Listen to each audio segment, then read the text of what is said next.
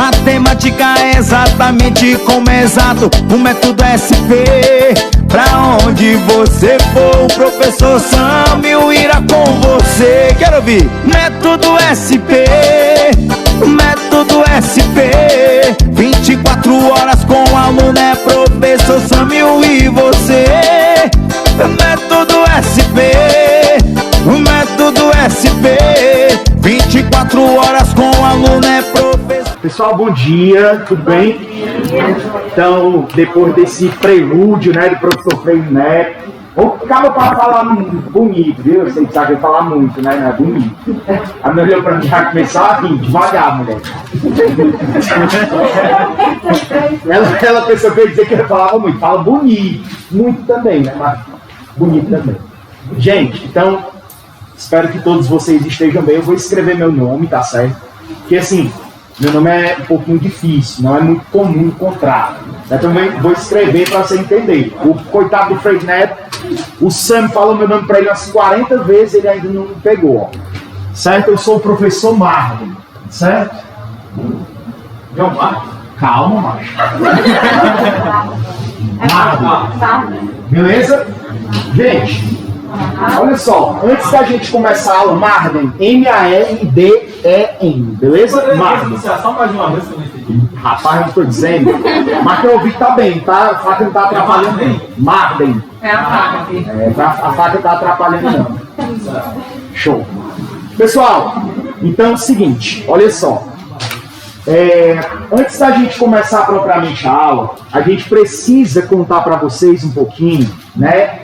Um pouco do nosso trajeto até aqui, né? Nós somos professores de escolas pré-vestibular de Fortaleza, nós temos cursos independentes, no caso de ciências humanas e de matemática em Fortaleza, e nós já estamos com algum tempo ajudando milhares de alunos a alcançar o sonho que é entrar na universidade. Durante esse ano inteiro, nós nos preparamos para nessa reta final, nós conseguirmos atingir alunos de outras localidades. E hoje, nós estamos começando aqui, em Pacuti, a chamada Caravana Enem, onde nós estamos trazendo um conteúdo inovador e um conteúdo que vai te ajudar a maximizar a tua nota no Enem. O grande objetivo da nossa aula de hoje é fazer você entender como que o Enem funciona e qual é o grande objetivo que nós, enquanto alunos, precisamos ter para nos darmos muito bem no Exame Nacional do Ensino Médio. Então esse é o nosso grande objetivo. Para isso, eu vou começar a aula de hoje, tá certo? Carol vai me ajudar explicando um pouquinho para vocês como é que funciona a prova do Enem. A prova do Enem, pessoal, ela é inteira, ó. Ela é inteira, montada, certo? Com base numa matriz, certo? Matriz de referências, certo? E essa matriz de referências, ela tem dois eixos, certo? Ela tem dois eixos. Mas bem, quais são esses eixos da matriz de referências? As competências, certo? E as habilidades. Durante muito tempo, a galera que faz Enem diz assim: ei, mano, basta eu saber o conteúdo que eu vou arrasar na prova, se lasca. No Enem, não basta você saber conteúdo. Para que o Enem, ele, de fato, seja vencido por você, você precisa saber como que o Enem, ele cobra o conteúdo de você. Então, nessa primeira parte, eu vou explicar para vocês, na área de ciências humanas, como que o Enem, ele vai cobrar o conteúdo de vocês. Para isso, pessoal, eu vou pedir para vocês abrirem o material que vocês receberam na página 51, tá certo? Página 51. Olha só, já sabemos que o Enem, ele tem como base a matriz de referências, e essa matriz, ela se divide em competências e habilidades, tá certo? Olha só, no caso de CH, Marden, o que é que seria CH, Ciências Humanas? Certo? Nós vamos ter 6 competências e 30 habilidades. Beleza? Então aqui, ó, nós vamos entender, página 51, nós vamos entender, certo? Como é que o Enem vai trabalhar com essas 6 competências e essas 30 habilidades na área de ciências humanas. Marden, a área de ciências humanas envolve o quê? Geografia, história, filosofia, sociologia e atualidades. No Enem, a prova de ciências humanas, que tem essas 5 disciplinas, tem 45 questões, certo? 45 questões. Essas questões no Enem, elas estão divididas em questões que nós vamos chamar básicas,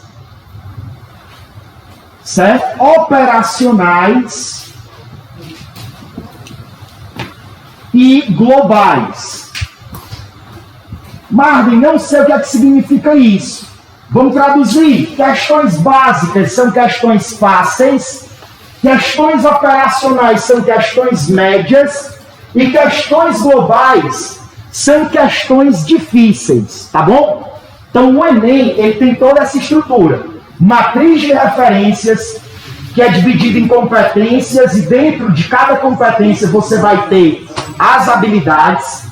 Nas ciências humanas você vai ter 6 competências e 30 habilidades. E as 45 questões de ciências humanas, elas são divididas em questões básicas, operacionais e globais. Pessoal, questões básicas são questões fáceis. Questões operacionais são questões e questões globais são questões pronto. Então, até aqui tudo tranquilo? Certo, Marden, mas vamos lá. Como é que o Enem trabalha? Na página 51, logo no início, vocês vão ter aí os chamados eixos cognitivos. Pessoal, eixos cognitivos são coisas que o Enem espera que você domine. São coisas que o Enem espera que você tenha construído ao longo da sua formação, desde a alfabetização até o 3º ano do ensino médio. Então, quando o Enem está falando em eixos cognitivos, ele está dizendo assim, ó, em todas as áreas eu vou cobrar esses eixos cognitivos dos meus alunos. Olha só, o eixo cognitivo mais importante é esse primeiro que aparece aí, ó. Alguém lê para mim? Vai, alto. Primeiro que tem aí, quero só a primeira parte. Esse onde tem um aí, ó. Vai, fala. Dominar linguagens. Marden, o que é que significa dominar linguagens? Literalmente, saber ler. Primeiro e mais básico que o Enem quer da gente, que a gente saiba ler. Pessoal, ler é diferente de decodificar. Decodificar é uma coisa, ler é outra. A leitura que o Enem quer que você faça, você vai ver já comigo, em alguns exemplos, é uma leitura crítica. Marden, o que é uma leitura crítica? É uma leitura que você compreenda conceitos, que você compreenda o que o texto está querendo te dizer, que você seja capaz de, ao compreender o texto, dizer assim, ei, cara, eu sei que tem uma coisa que discorda desse texto. Eu sei que existe uma ideia que complementa esse texto. Eu sei que tem uma ideia que é uma consequência desse texto. Dominar linguagens é saber ler. Mas ler, repito, não é decodificar. Ler é você ser capaz de interagir com o texto, compreender profundamente o que esse texto está trazendo para você. Beleza? Segundo eixo cognitivo, outra pessoa lê para mim, vai. Só a primeira parte. Compreender fenômenos. Marden, o que é que significa compreender fenômenos? No caso da geografia, compreender o intemperismo, compreender a epirogênese, a aerogênese, são fenômenos geográficos. Mas também Esses fenômenos, eles dizem respeito a fenômenos históricos, a fenômenos sociais. Então, você precisa compreender como esses fenômenos, eles existem dentro do âmbito das ciências humanas.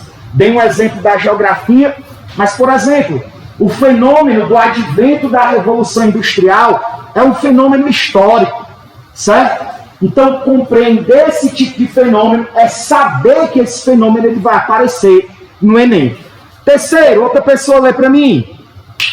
Enfrentar situações Problema. Marden, o que é que significa enfrentar situações problema? Então, olha para mim, eu sou feio, mas não morro. Mas daqui a pouco vai ver outra pessoa que é mais feia do que eu e morre mais do que eu. O que é que vocês olharam para ele, pessoal? Eu não entendi o que é que vocês olharam para ele. Eu não disse que era tu não, mano. O pessoal olhando sem porquê não. É contraditório que tu disse que não mordia, depois tu disse que mordia. Não, eu disse que depois vai uma pessoa que é mais feia do que eu e que morde. Morde mais do que eu. Ó, terceiro, enfrentar situações problemas. Pessoal, o que é situação problema? Todas as questões do Enem, todas, no comando das questões, a gente vai já ver o exemplo. Elas vão apresentar para nós situações problema. E a sua resposta, ela vai ser de acordo com a situação problema que o Enem ele está propondo para você. Beleza? Quarto eixo cognitivo. Vai lá, outra pessoa. Quem não leu, vai. Construir a argumentação. Marvin, o que é construir a argumentação? Você vai ver que em questões do Enem vai aparecer assim no comando. Ó. Eu quero um argumento contrário ao que está sendo dito no texto. O que é um argumento contrário? Você vai ler o texto, vamos supor o texto está falando de liberalismo e individualismo. Presta atenção. Gente, se eu estou falando em individualismo e eu estou procurando um argumento contrário ao individualismo, o argumento contrário, se eu não sou individualista, eu sou o quê? Uma pessoa coletiva. Então a ideia da coletividade é uma ideia contrária à ideia do individualismo. Então eu preciso saber construir uma argumentação. Detalhe, todos esses eixos cognitivos, eles são comuns às 4 áreas do Enem. Marvin, quais são as 4 áreas do Enem? Matemática, ciências humanas, ciências da natureza e linguagens. Tá bom? Vou já falar um pouquinho sobre cada área dessa aqui. Aí o que acontece? Vem o quinto e o último eixo cognitivo. Vai lá, alguém lá de trás, lê para mim. Quinto. Elaborar propostas. Exatamente. Imagina só. O que é que o Enem vai fazer? Ele vai trazer para você o desafio de você elaborar uma proposta, por exemplo, de intervenção a um problema social que está sendo apresentado, a um problema geológico que está sendo apresentado. Que você seja capaz de elaborar uma intervenção, por exemplo, para o problema da desigualdade social, para o problema do individualismo, para diversos problemas que ainda atingem a sociedade contemporânea. Então o Enem ele pede de você que você seja capaz de elaborar isso, certo? Acabei de falar que o Enem ele tem 4 áreas, certo? Fora a redação. Mas nós temos 4 áreas do conhecimento no Enem. Olha só, quais são essas 4 áreas do conhecimento? Matemática, certo? Depois, ciências humanas, ciências da natureza e linguagem. Certo? A prova do Enem, em cada área dessa, ela traz 45 questões. Ok?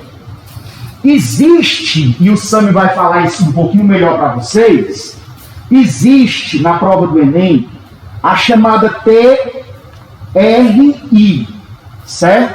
Professor, o que é a TRI? Teoria de resposta ao item. Item, pessoal, item no Enem é a questão. Certo? Quando nós falamos em item, nós falamos em questão. Ou seja, existe uma teoria de resposta à questão, ao item do Enem. Certo? O que é que o Enem faz? Essa TRI, que é a teoria de resposta ao item, ela vai te ajudar, você pode torná-la sua aliada para ela te ajudar a aumentar a tua nota, ou ela pode ser a tua grande inimiga, fazendo com que a tua nota ela seja de alguma forma rebaixada. Certo? Eu coloquei nessa ordem aqui, ó, não por acaso. Não por acaso. Eu coloquei nessa ordem porque a TRI, ela é sempre melhor e mais favorável à matemática, depois às ciências humanas, depois à ciência da natureza e, por fim, a linguagens. Certo? Agora deixa eu perguntar uma coisa para vocês. Qual é o primeiro eixo cognitivo aí que o Enem exigiu da gente? Qual foi? Primeiro, dominar linguagens. Então, observam, apesar do domínio de linguagem ser um eixo cognitivo, a prova de linguagens é a que tem a TRI mais baixa. Só que ela é a base para todas as outras. Porque o que é que o Enem quer que a gente saiba? Ler. O Enem quer que a gente saiba ler. Ler, repito, é um processo absolutamente diferente de decodificar. Ler é você interagir com o texto, saber dizer algo contrário ou algo que colabore com a ideia do texto. Isso é saber ler. Então, ler é um exercício de fato. Aí o que acontece? Essa TRI, a teoria de resposta ao item, ela se baseia justamente nisso aqui, ó, as questões básicas, operacionais e globais. Olha só, você começa a fazer a prova do Enem, tem quantas questões, pessoal, a prova do Enem? Hã? De ciências humanas, tem quantas? 45, né? Olha só, você começa a fazer as questões do Enem, e aí o que acontece?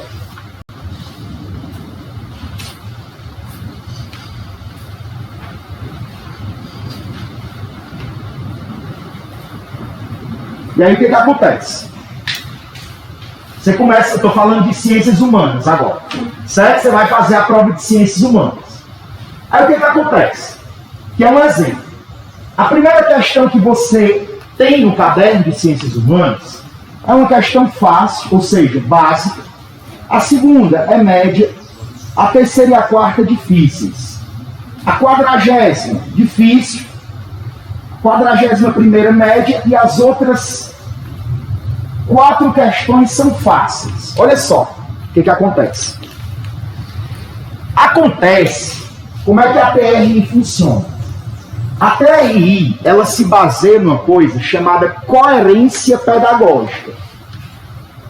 Para que você tenha a TRI como sua aliada, é preciso que você tenha a chamada coerência pedagógica. Marlon, o que é essa coerência pedagógica? Pessoal, olha como é que o Enem funciona. Primeira questão é fácil. Você acertou. Show. Vou botar aqui, ó. Você acertou porque é uma questão muito fácil. Segunda questão, a questão média. Você acertou. Terceira questão, a questão difícil. Você acertou também. Quarta questão, é uma questão difícil, você acertou também. Pessoal, primeira, segunda, terceira, quarta questões. Você acertou as 4 primeiras, se garantiu. Massa! Negócio espetacular. Quantas questões são na prova de ciências humanas? Meu chapa, nem eu, que sou acostumado a ler durante a semana 1h30, chego na questão de número 45 com sanidade mental.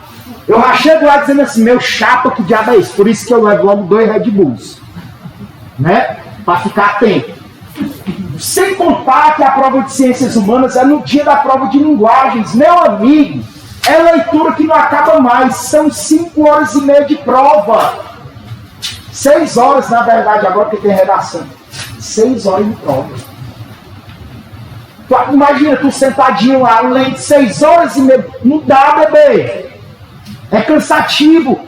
Quando tu chega nessas últimas questões, tem gente que não consegue chegar. Tu já tá o quê? Morto? Não, tá enterrado, né?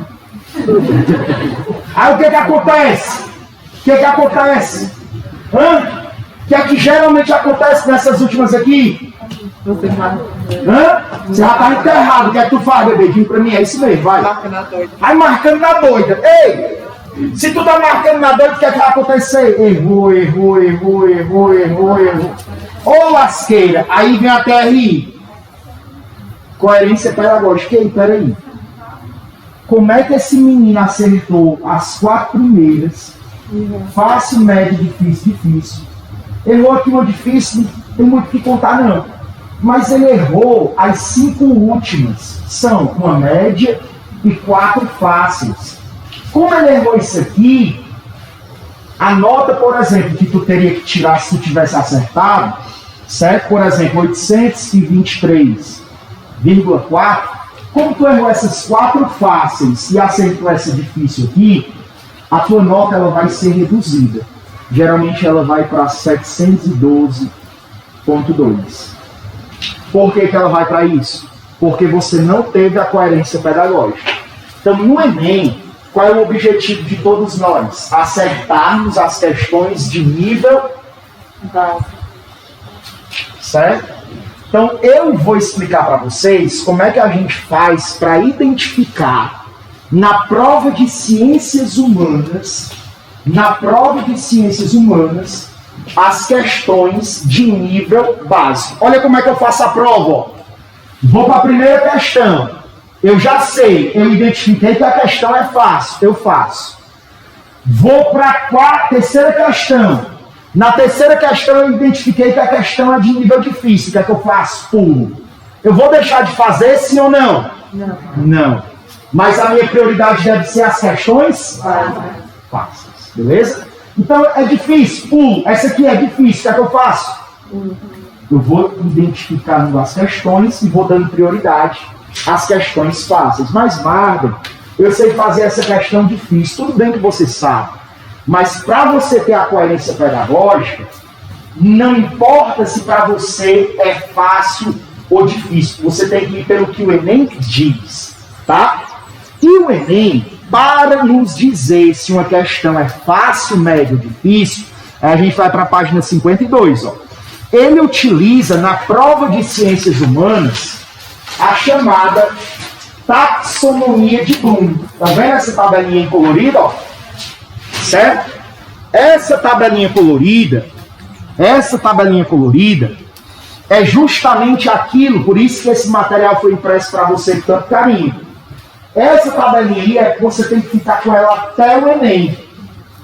Certo? Por quê? Porque ela vai lhe ajudar a identificar as questões fáceis, médias e difíceis. As 2 primeiras colunas aí, ó, certo? Da taxonomia, a coluna azul e a verde, elas indicam questões de nível básico. As 2 questões, as 2 colunas intermediárias, essa azul mais escura e a laranja, ela indica questões que vão ser médias. E as 2 últimas, questões de nível difícil. Tá bom? E aí, pessoal, ó, nós agora vamos para alguns exemplos de questões que a gente vai ver que são questões fáceis, isto é, questões que se eu tiver uma habilidadezinha para conseguir resolver, para mim, ela vai ser uma questão grande. A gente vai fazer a primeira questão que aparece aí, ó, é o exemplo 1, tá certo? Na página 53, passa aí.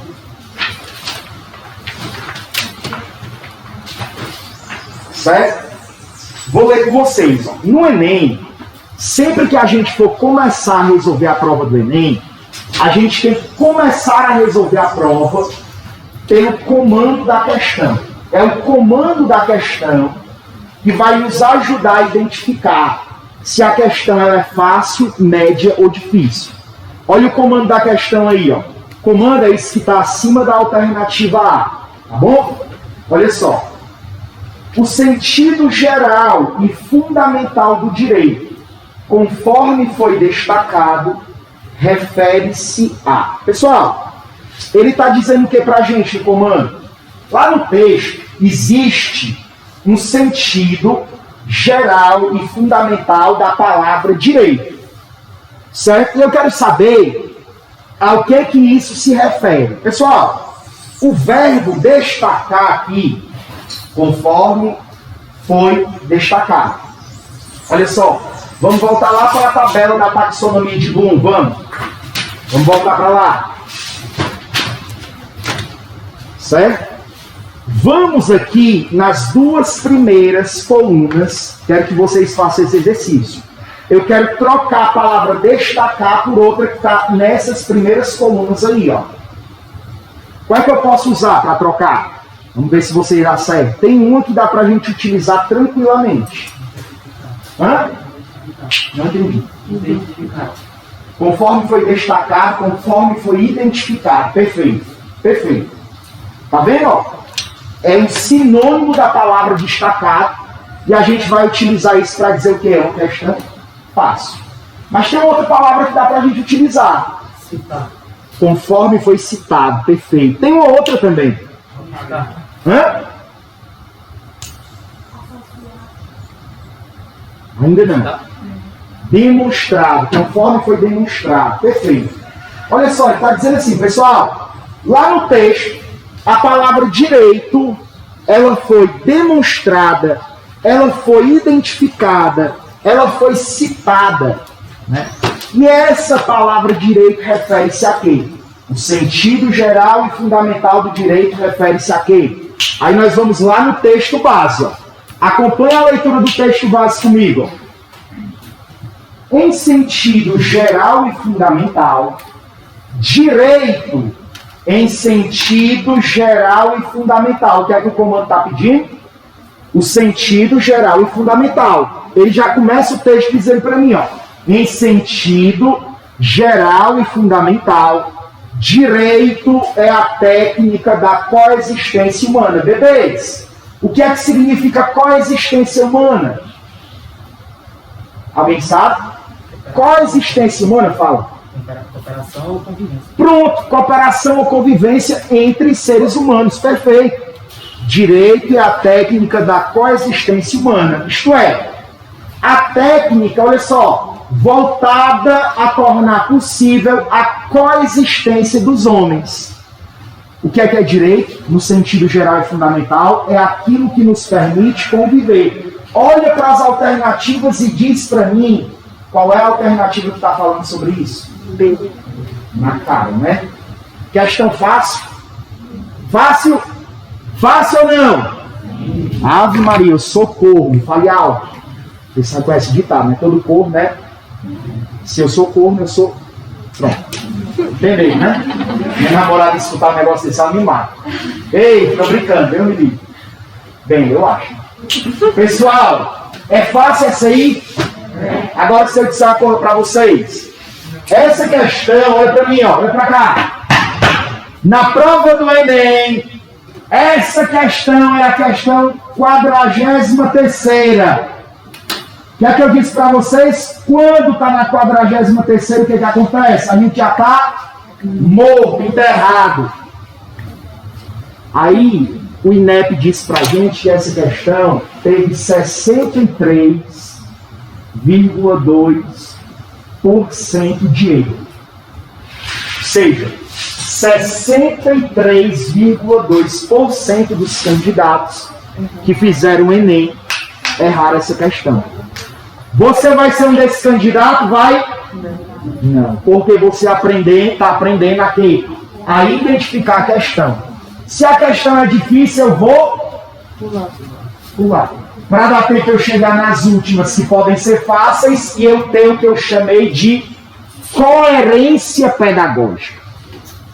Então, as duas primeiras colunas da taxonomia de Bloom são colunas que indicam questões do nível fácil. Marden, o que é uma questão do nível fácil, básico?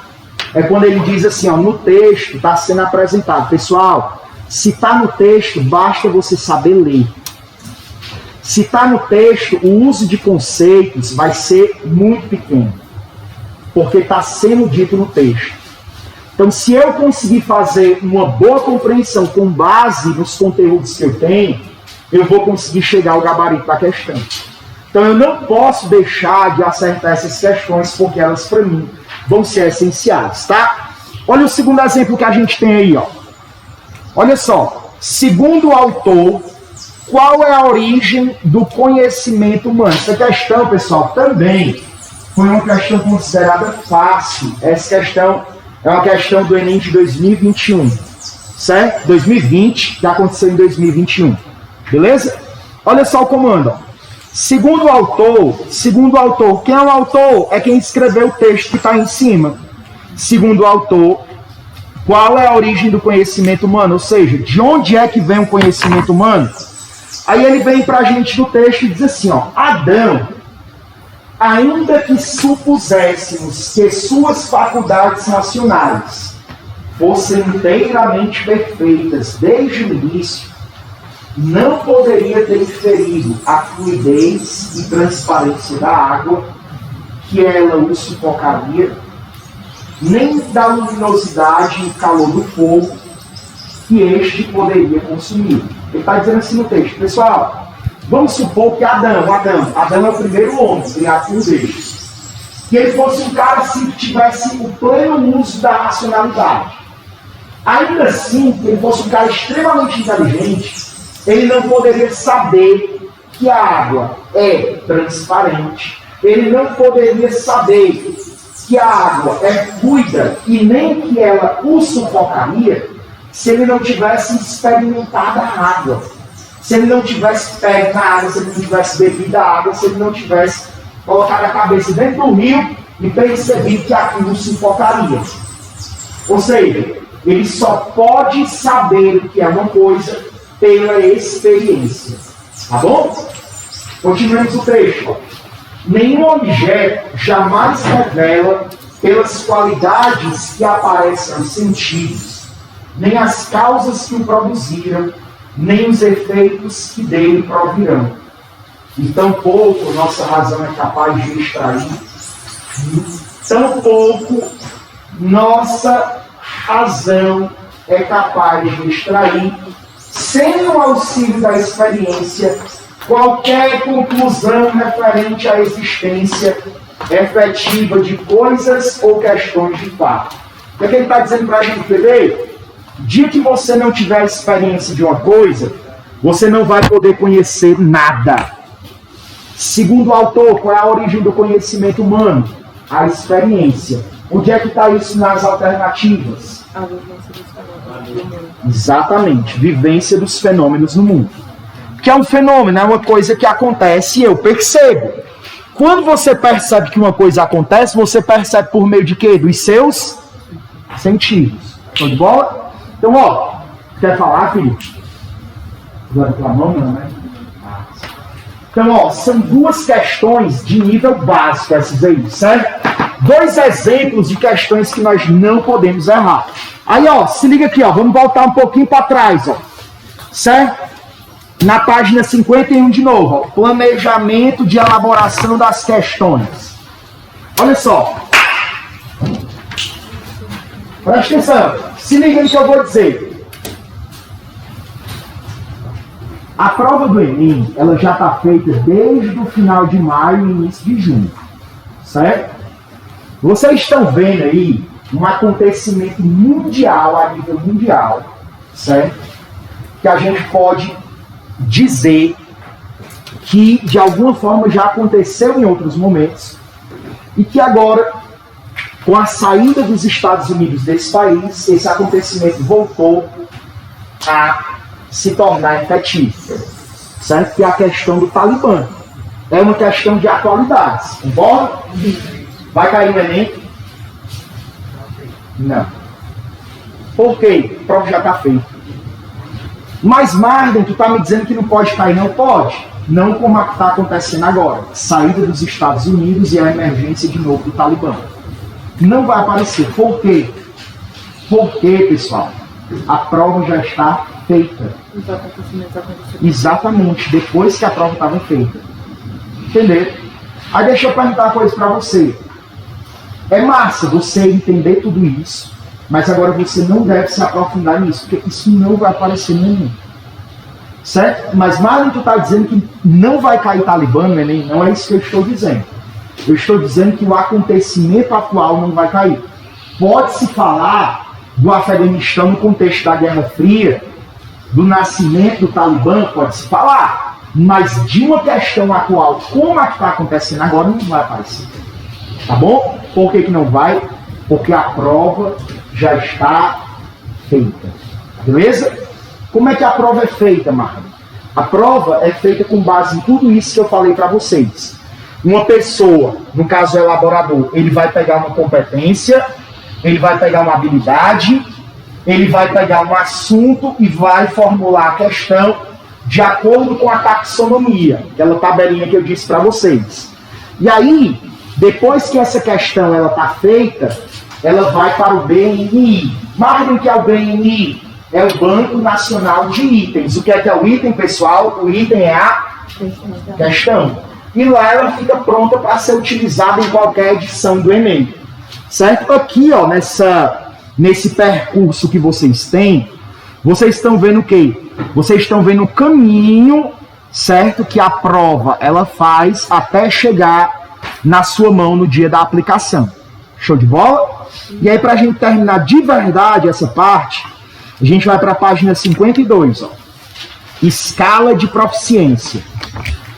Show? Olha aí o que é que vocês estão vendo, ó. Escala de proficiência. Gente, olha só. Só uma pessoa vai fazer o que eu vou pedir agora. A palavra analisar. Certo? Eu quero que vocês voltem lá para... Uma pessoa volte para a taxonomia lá de Bloom e me diga aí onde é que está a palavra analisar. Vai qual coluna? Certo? Coluna aí é da média, é da difícil, é da fácil? Média, né? Então, ó, analisar, certo? É uma questão média. E a outra que está lá, identificar nos outros três, ó, é o quê? Fácil. Está na primeira coluna, não é isso? Sim. Observe uma coisa. Qual é a nota maior aí que ele está dando? Para quem é a nota maior? O verbo. Analisar. Agora deixa eu dizer uma coisa. Marlon, então tu está me dizendo que vale mais a pena eu acertar a de nível mais alto? O que acontece se você acertar essa última e errar, por exemplo, a primeira? Você está caindo na falta da coerência pedagógica. Qual é a consequência de não ser coerente pedagogicamente falando? A nota que é maior está lá em cima, ela vai cair. Ela não vai ser essa nota. Então o que é que vale mais a pena? Tu acertar as três primeiras que são fáceis e errar a última, ou tu acertar a última, a penúltima e errar as duas primeiras? Acertar as três primeiras fáceis. Beleza? A professora Carol agora vai responder algumas questões de história com vocês e depois a gente volta para fazer um fechamento e passar a palavra para o professor Sandro, tá bom? Então acolham Carol com carinho. Ela vai responder as 5 questõezinhas de história com vocês e já que a gente retorna.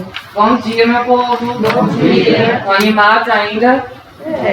9h53 da manhã, já deu para acordar. Já deu, faz tempo. Então, ó, queria que vocês colocassem, por favor, na página 53, localizaram. Na página 53, né, como segunda parte da nossa aula, a gente vai ter a explicação e a resolução de algumas questões, como o professor Mário falou, de nível fácil.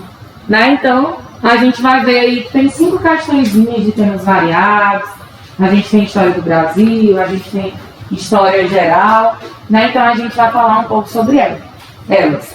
Como o Maren falou, qual é a maneira correta da gente iniciar fazendo uma questão do Enem? A gente começa a ler o quê? O comando. E o comando dessa questão diz, a primeira questão de história, diz assim, ó: a experiência a que se refere o historiador Políbio nesse texto escrito no século II a.C. é a. Então, o que é que ele quer saber? Quer saber sobre a essa experiência em que o historiador se refere. Agora vamos analisar aquela tabela lá. Refere. Se a gente pegar a palavra refere, Nessa tabelinha aqui a gente pode trocar ela, sabendo já que essa questão é uma questão fácil, né? Porque está aqui orientada. Mas a gente pode trocar por qual palavra aí dessa tabela da taxonomia? O que é que vocês acham? Refere.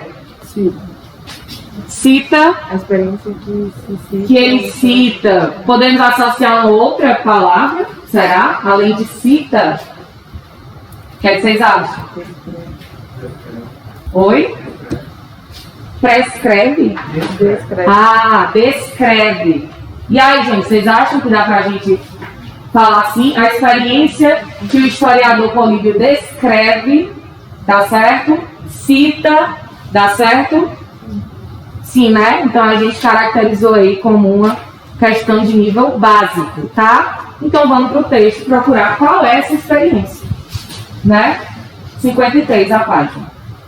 Pois quem seria tão inútil ou indolente a ponto de não desejar saber como e sob que espécie de constituição os romanos conseguiram em menos de 53 anos submeter quase todo o mundo habitado ao seu governo exclusivo, fato nunca antes ocorrido?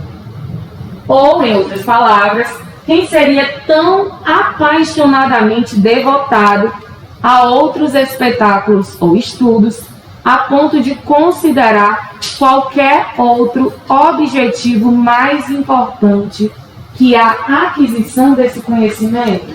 Gente, que é mesmo que a questão quer saber? A experiência em que o historiador Políbio se refere. A gente viu que ele fala de Roma, concorda comigo?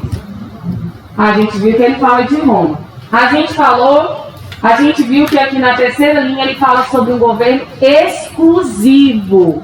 Que é um governo exclusivo na experiência de Roma. Vamos aqui para os itens. Vamos ver aqui o que é essa experiência que ele quer, né? Lá nos itens, a gente tem aqui o primeiro item. Ampliação do contingente de camponeses livres. Gente, o texto está falando sobre isso. O texto está falando sobre o quê? Sobre aumento do poder romano em menos de 53 anos. E submeter, quando eu submeto uma pessoa a algo, eu estou fazendo isso de que forma? Ela está aceitando passivamente ou estou submetendo ela a algo que ela talvez não concordasse? Submeter é um ato de quê? De obrigar, né, de certa forma, de obrigar uma pessoa a alguma coisa. Gente, o item A, ele fala sobre camponeses livres. Não. Eles estão submetidos? Não, né? Então a gente sabe que o item A, ele não é um item legal para essa questão. Tá? Vamos para o B. Consolidação do poder das falanges ocultas. Gente, a questão fala sobre isso, o texto? Em algum momento vocês viram falando sobre isso? Tá? Então a gente também não vai falar sobre isso. Vocês sabem o que são as falanges ocultas? São as organizações, né, do exército romano, naquele período. Tá? C. A concretização do desígnio imperialista. E aí, a questão fala sobre imperialismo? Vamos voltar lá para a questão. Gente, vocês concordam comigo que lá na terceira frase, eu tenho assim, ó, governo exclusivo. Isso é uma característica imperialista? É, né? A questão também fala que o Roma submeteu quase todos os povos do mundo habitado. Gente, se eu sou romana e eu submeto todos os povos ao meu governo, eu estou tendo uma prática o quê? Imperialista, né? Eu estou expandindo o meu império romano. Tá? Então guarda o item C, olha. Até agora, ele é o que conversa mais bonitinho com a gente, né? Vamos lá para D. Adoção do monoteísmo cristão. Não. Oi? Se eu marcar essa, olha aí, ó. A minha nota vai lá para baixo, lá para os pés. Tá? Essa daí não. E libertação do domínio etrusco. Gente, a gente falou sobre libertação de Roma em algum momento? Não, Roma está dominando, né? Então, qual é o item correto? O item C é o item correto. Muito bem. Beleza? Faça essa questão. Vão destacando no texto as palavras-chave, né? Quando vocês forem lendo. Isso ajuda. Pra gente também não ter que estar voltando tanto no texto e perder tempo nessas questões fáceis. Oi? Isso, é de vocês o livrinho. Vocês vão poder levar pra casa. É de vocês, tá? Segunda questão. Segunda questão, vamos lá para o comando da questão. A questão diz assim, ó. No texto é apresentada uma lógica que constitui uma característica central do seguinte sistema socioeconômico. Então, eu sei que no texto eu vou pegar a característica central de um sistema socioeconômico. Antes de ler o texto, eu queria que a gente visse a fonte do texto. Como é o nome do livro aí, que está na fonte do texto, ali embaixo do texto? Guerras do século quê? 21. Então eu sei que o meu sistema socioeconômico ele vai estar situado dentro do contexto de que século? Do século 21. Guerras do século 21. Então bora lá para o texto. O mercado... Palavra-chave, mercado, tende a gerir e regulamentar todas as atividades humanas. Até há pouco, certos campos, como a cultura, o esporte, a religião, ficavam fora do seu alcance. Do alcance de quem? Do mercado, né? Agora, são absolvidos pela esfera do mercado. Os governantes confiam cada vez mais nele. Abandono dos setores do Estado e privatizações. Palavras-chave. Mercado. Qual é uma outra palavra-chave que vocês acham aí nesse texto? Atividades humanas. Como? Atividades humanas. Então, o mercado vai gerir as atividades humanas. A gente vai ter uma confiança do governo nessas atividades econômicas do mercado. E a gente vai ter um abandono dos setores do Estado e privatização. Gente, isso é característica de qual sistema socioeconômico que está listado aí nos itens? Qual? Pode falar assim mesmo, vai? Capitalismo. Todo mundo concorda? Todo mundo concorda. Então, o item correto é o item 6 de capitalismo. Fácil essa? Bem facinho, né? Sabia que vocês iam acertar. Terceira questão. Comando da questão. Bora lá. O movimento social citado teve como seu principal veículo de propagação do movimento citado. Bota na cabeça. Qual é o veículo de propagação? Como é que essa notícia desse movimento ela se espalhou? Bora lá. O movimento abolicionista que levou à libertação dos escravos pela Lei Áurea em 13 de maio de 1888 foi a primeira campanha de dimensões nacionais com participação popular. Nunca antes tantos brasileiros se haviam mobilizado de forma tão intensa por uma causa comum, nem mesmo durante a Guerra do Paraguai. Envolvendo todas as regiões e classes sociais, carregou multidões a comícios e manifestações públicas e mudou de forma dramática as relações políticas e sociais que até então vigoravam no país. Gente, a questão quer saber o que mesmo? O veículo de propagação. Gente, qual é, até hoje, o maior veículo de propagação de ideias, de notícias? O que é que vocês acham? A imprensa escrita, né? Então, aí o item correto é o item quê? O item A. Tá? Por que os outros não são interessantes? Será que, se a gente for analisar o item B, será que os oficiais militares eles eram de acordo, todos os oficiais, eles eram de acordo com o movimento abolicionista? Será que a corte, que a corte era a favor do movimento abolicionista, o clero, a Câmara dos Representantes? Então, para a gente também analisar os outros itens dessa forma, né? De acordo ao ponto de disseminar a ideia na sociedade brasileira naquele período. Talvez não, né? Então, o veículo de propagação dessas notícias é então a imprensa escrita. Bem facinho, tá vendo? Marca lá na questão veículo de propagação e tá tudo show. E tem A de aprovados que vocês serão esse ano. Quem acredita? Vocês não acreditam não? Acredita, né? Todo mundo é aprovado. A gente quer saber as aprovações. Vamos para a próxima? Quarta questão, não é isso? Vamos lá para o comando, que está na página 55. Na página 55 a gente tem assim, ó. De acordo com o texto, um dos problemas com os quais as organizações sindicais de trabalhadores se defrontavam de 1954 até 1964, opa, já vi aqui que é um período antes de quê? Pré o quê? Ditadura civil-militar no Brasil.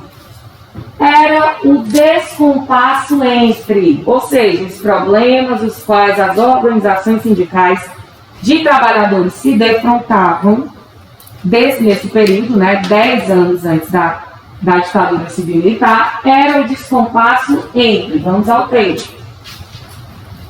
Torna-se importante, portanto, salientar que as pautas econômicas dominantes não se incompatibilizavam com demandas políticas ou por garantias de direitos contra as decisões da própria Justiça do Trabalho. Pelo contrário, muitas greves incluíam várias demandas de natureza distinta e mesmo em demandas primariamente econômicas. Colocava-se muitas vezes a dimensão do enfrentamento político. Em todos esses casos, confirma-se a hipótese de que, preste atenção, direitos instituídos ou garantias das convenções coletivas respaldadas pela Justiça do Trabalho não significam que conquistas materiais às quais os trabalhadores tivessem acesso líquido e certo. Era preciso muitas vezes recorrer às greves para garantir direitos conquistados. Gente, o texto fala o quê? Que existia a lei, que existiam as garantias, mas que muitas vezes os trabalhadores não conseguiam acessá-los, não é isso? Vamos lá para os itens. Os trabalhadores se defrontavam de 54 a 64, era o descompasso, a desconversa entre o quê? A legislação, a gente acabou de ver que existia a lei, e o quê? A realidade social. Fácil, né? Qual é o item? Item A. Marquei. Vamos para a última? Quinta questão. Revolta da vacina. Olha aí que tema legal. Vamos lá para o comando. A mobilização analisada representou um alerta na medida em que a ação popular questionava. Então eu quero saber o que é que a ação popular questionava nessa mobilização. Não é isso que a questão me pede? Vamos lá para o texto. A revolta da vacina, que aconteceu em 1904, início do século XX, mostrou claramente o aspecto defensivo, desorganizado e fragmentado da ação popular. Não se negava o Estado, não se reivindicava participação nas decisões políticas, defendia-se valores e direitos considerados acima da intervenção do Estado. Frase principal: não se negava o Estado, não se reivindicava participação nas decisões políticas. O que se defendiam eram valores e direitos considerados acima da intervenção do Estado.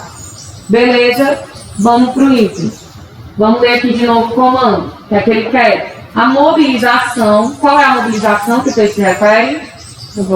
Revolta da vacina, analisada, representou um alerta na medida em que a ação popular questionava. Gente, a questão fala sobre alta de preços? Não, né? A questão fala sobre a política clientelista? Fala? Não, né? Características do clientelismo, está mais voltado para que população? A urbana ou a rural? População urbana da cidade ou da zona rural, as práticas clientelistas mais evidentes? Rural, né? Volta de cabresto, lembram? Pois é. Aqui a revolta da vacina, a gente está falando do meio urbano ou do meio rural? Urbano. Rio de Janeiro, urbano. Então, clientelismo não se enquadra. C. As reformas urbanas. E aí? A mobilização aqui do texto, que está na quinta questão, fala sobre reformas urbanas? Não. Não, né? Essa questão aqui pode enganar uma pessoa que não tenha lido bem o texto. Por quê? Porque a gente sabe que na revolta da vacina tinha a questão das reformas urbanas. Mas, como vocês sabem ler, são alunos atentos, vão se garantir nessa, já sabem que o texto não fala sobre reformas urbanas. Ele fala sobre o quê? Sobre o poder do governo, decisão política e tudo mais. D. O arbítrio governamental. E o item é as práticas eleitorais. Ficou entre o D e o E. E aí, gente? D. D. Por que não é o E? Porque está falando as práticas eleitorais. As práticas eleitorais. Gente, lá no texto ele fala assim, ó. Não se reivindicava a participação de decisões políticas. Não era a questão da decisão política. Prática eleitoral não é decisão política? É, né? Então, sobre o item Q, o item D, o arbítrio governamental, e este é o item correto. Beleza? Agora vocês vão ficar novamente com o professor Marley. Espero que vocês tenham entendido e se garantido aí. E boa sorte, né, né? Vai dar certo. Valeu! Salve de palmas, pessoal, para Carol, né? Bebês, então é o seguinte, tá dando para pegar direitinho o esquema, como é que a gente faz no Enem? Pois é, é treino, vamos chegar no Enem e ó, pá, matar.